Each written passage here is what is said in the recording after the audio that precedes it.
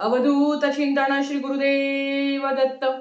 श्री स्वामी समर्थ. तुम्हा सर्वांचं आपल्या चॅनलमध्ये खूप खूप मनापासून स्वागत. अधिक महिन्याला सुरुवात झालेली आहे. प्रत्येक जण जसं जमेल तसं सेवा करत आहे. कोणी संक्षिप्त श्रीमद भागवत ग्रंथाचं पठण करत आहे, तर कोणी गुरुचरित्र पारायणाला सुरुवात केली, तर कोणी सत्यनारायण करत आहे, तर कोणी दुर्गा सप्तशती ग्रंथाचं पारायण करत आहे. हा संपूर्ण अधिक मास, मलमास, ज्याला आपण पुरुषोत्तम मास म्हणत असतो, हा भगवान विष्णूंच्या अंमलाखाली येतो. कारण त्या महिन्याला भगवान विष्णूंनी स्वीकारलं आहे. तर आता आपल्याला जसं जमेल, जेवढी जमेल, भगवान विष्णूंची उपासना करायची असते, सेवा करायची असते.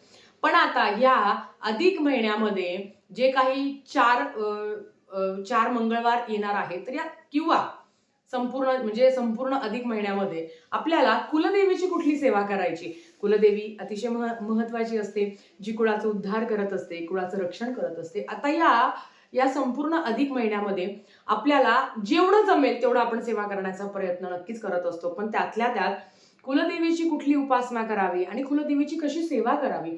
कारण ज्या पद्धतीने मी म्हणत असते किंवा आपण ऐकतो सुद्धा की अधिकम अधिकस्य, जेवढी जास्त सेवा कराल तेवढ्याच जास्त पटीने तुम्हाला याचं फळ मिळणार आहे आणि अर्थात जास्तच पटीने मिळणार आहे. अशा काही गोष्टी असतात की आयुष्यात हे पाहिजेल आहे किंवा त्याच्यासाठी तुम्ही खूप जास्त सेवा करता, पण त्याचं लवकर तुम्हाला फळ मिळत नाही. पण हा जो महिना असा आहे ना, की तुम्ही थोडी जरी सेवा केली तरी त्याचं 100 पटीने फळ तुम्हाला मिळत असतं.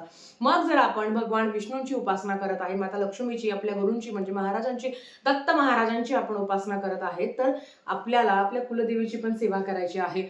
आता या संपूर्ण अधिक महिन्यामध्ये आपण कशी सेवा करू शकतो किंवा प्रत्येक मंगळवारी आपण आपल्या कुलदेवीची कशी सेवा करू शकतो ते बघूया. सगळ्यात आधी तर श्री दुर्गा सप्तशती ग्रंथ, तुमची कुठलीही कुलदेवी असेल तरी सुद्धा तुम्ही श्री दुर्गा सप्तशती ग्रंथाचं तुम्हाला पारायण करायचं आहे. आता बघा, संपूर्ण महिनाभर ताई आम्ही माहेरी दुर्गा सप्तशती ग्रंथाचं पारायण करू शकतो का? तर हो, तुम्ही करू शकता. किंवा ताई मी प्रेग्नेंट आहे, मी सेवा करू शकते का? नक्कीच. उलट जर गर्भधारणा झाली असेल तुम्हाला तर जास्तीत जास्त सेवा करावी. कारण ते सगळे मंत्र, स्तोत्र, ते सगळे संस्कार आपल्या गर्भावर होत असतात. तर आवर्जून तुम्ही कुठल्याही महिन्यात असाल तरी सुद्धा तुम्हाला ही सेवा करायची आहे.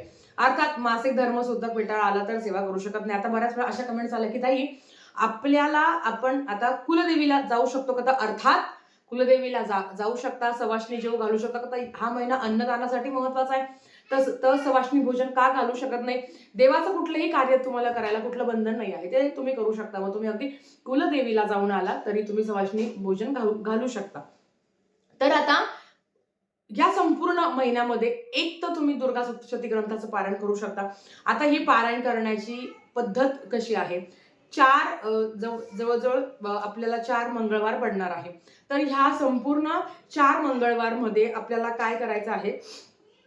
बरोबर, 4 मंगळवार आहे. तर या 4 मंगळवारमध्ये कुठल्या तरी मंगळवारी दुर्गा सप्तशती ग्रंथाचं पारायण करू शकता. कुठल्याही, आणि अगदी 4 मंगळवार केलं तर सोन्याहून पिवळं. पण आता मी माझ्यावरूनच सांगते, संक्षिप्त श्रीमद भागवत ग्रंथाचं पारायण चालू आहे, स्वामीचरित्र सारामृत चालू आहे, गीतेचा 15वा अध्याय चाललाय आणि त्याच्याबरोबर आजला मी सत्यनारायणाला सुरुवात करणार आहे. तर मग एवढं सगळं कसं करणार? म्हणून मग प्रत्येक सेवेसाठी एक एक वेळ असावा. आता काही सेवा अशा आहे, म्हणजे आता मी जर तुम्हाला सांगितलं की संपूर्ण महिनाभर तुम्ही एकदा तरी दुर्गा सप्तशती ग्रंथाचं पारायण करू शकता, तर मग तुम्ही रोज नित्यसेवेप्रमाणे 2-2 ग्रंथ वाचू शकता. ज्यांची इच्छा आहे, ज्यांना घरात करणारे कोणी आहे, म्हणजे मदत करणारे लोक असेल, तुम्हाला जास्त कामाचा लोड नसेल, तर नक्कीच तुम्ही प्रत्येक मंगळवारी दुर्गा सप्तशती ग्रंथाचं पारायण करा. पूर्ण वाचायचं असतं. देव्या कवचने सुरुवात करायची आणि क्षमापदाने स्तोत्रम पर्यंत. म्हणजेच काय की एक पाठ होईल तुमचा. तुमची इच्छा असेल तर तुम्ही 14 पारायण करू शकता. बऱ्याच कमेंट्स आल्या की ताई आम्ही 14 पारायण करू शकतो का? होय. आता फक्त एवढंच आहे की लगातार 14 पारायण करा किंवा संकल्प करत असताना की बुवा ह्या अधिक महिन्याचं अवचित्त साधून मी 14 दुर्गा सप्तशती ग्रंथाचं पारायण करत आहे. फक्त यथाकालीन शब्द वापरू नका. याचं कारण सांगते. जर तुमच्या मासिक धर्माची तारीख आली आणि थोडंसं इकडे तिकडे झालं तर मग यथाकालीन म्हणजे काय की दररोज, म्हणून यथाकालीन शब्द वापरू नका. की मी या संपूर्ण महिन्यात मी 14 पाठ करेल. ज्यांची इच्छा आहे 14 पाठ करायची त्यांनी 14 पाठ करावे. ज्यांची इच्छा आहे 7 पाठ करायची त्यांनी 7 पाठ. आता पाठ म्हणजे काय हे पण सांगते. 1 ते सगळे अध्याय, 1 ते 13 अध्याय आणि बाकीचं पण सगळं. म्हणजे एक पूर्ण पुस्तक तुम्ही वाचलं की तो एक पाठ होतो. म्हणजे फक्त 13 अध्याय वाचून सगळं तुम्हाला वाचायचं असतं. आता दुर्गा सप्तशती ग्रंथाचं पारायण ते कसं करावं मला तर वाटतं की तुम्हीच मला सांगाल, कारण ते इतक्या वेळा मी तुम्हाला सांगितलेलं आहे.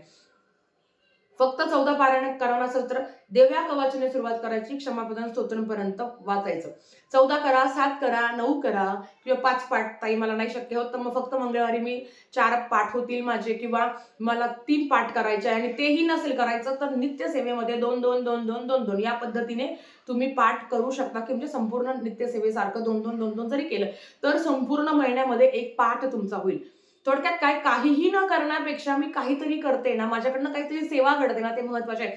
कारण आपल्या संसारिक अडचणी, जबाबदारी, शारीरिक, आर्थिक, मानसिक इतके कष्ट असताना की खरं सांगते कधी कधी देवाचं सगळंच होत नाही. पण जेव्हा एकदम मनावर ठेवलंय ना की नाही आता करायचं म्हणजे करायचं, तिकडे काही पण हो.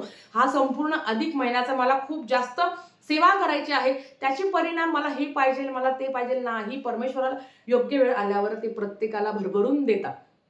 आपली जेवढी पात्रता पण नाही आहे तेवढं परमेश्वर आपल्याला देतो. पण हा महिना मागण्यासाठी नाहीये. हा महिना माझ्याकडनं परमेश्वराला जेवढ्या सेवा होतील तेवढ्या करण्यासारखं आहे.